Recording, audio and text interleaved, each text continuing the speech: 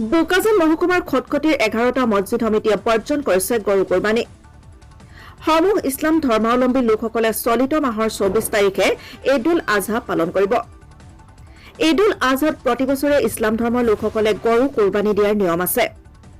কিন্তু এইবাৰ খটখটি থানাৰ অন্তৰ্গত 11টা মছজিদ সমিতিয়ে গৰু কোৰবানী দিয়াৰ পৰা বিৰত থাকিব বুলি সংবাদ মাধ্যমৰ আগত অৱগত কৰে।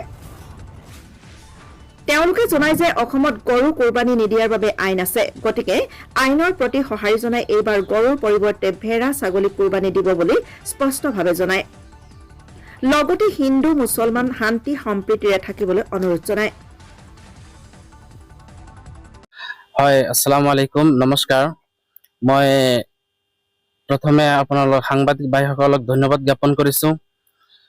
লগতে এটা কথা ক'ব বিচাৰিছোঁ যে আপোনালোকে আমাৰ ইছলাম ধৰ্মাৱলম্বী লোকসকল সকলোৱে অৱগত যে চলিত মাহৰ 28 তাৰিখত যিহেতু ঈদ উল আজহা অনুষ্ঠিত হ'ব, আৰু আমি সকলোৱে জানো যে আমি ঈদ উল আজহাত ত্যাগ দিওঁ, কোৰবানী দিওঁ।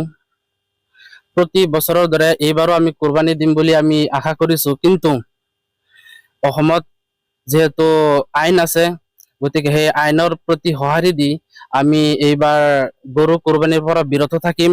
গৰুৰ পৰিৱৰ্তে আমি যাতে ছাগলী বা ভেড়া বা দুম্বা কোৰবানী দিওঁ, সেইকাৰণে আমাৰ খটখটি থানা এলেকা দিন 11টা মছজিদৰ কমিটিৰ ছেক্ৰেটাৰী প্ৰেছিডেণ্টসকলে আমি একেলগে হৈ এটা কথা সিদ্ধান্ত লৈছোঁ যে আমি এইবাৰ গৰু কোৰবানীৰ পৰা বিৰত থাকিম। গৰু কোৰবানী আমি এইবাৰ বৰ্জন কৰিছোঁ।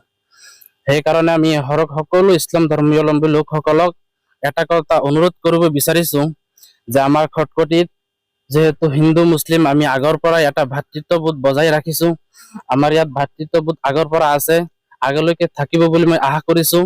সেইকাৰণে এইবাৰ বকৰা ঈদত ঈদ উল জুহাত যাতে আমি গৰু কোৰবানী নিদিওঁ, সেইকাৰণে সকলো তাত মোৰ এটা অনুৰোধ থাকিল যাতে আমি গৰু কোৰবানী নিদিওঁ, তাৰ পৰিৱৰ্তে ছাগলী বা ভেড়া আমি কোৰবানী দিম বুলি আমি সিদ্ধান্ত লৈছোঁ।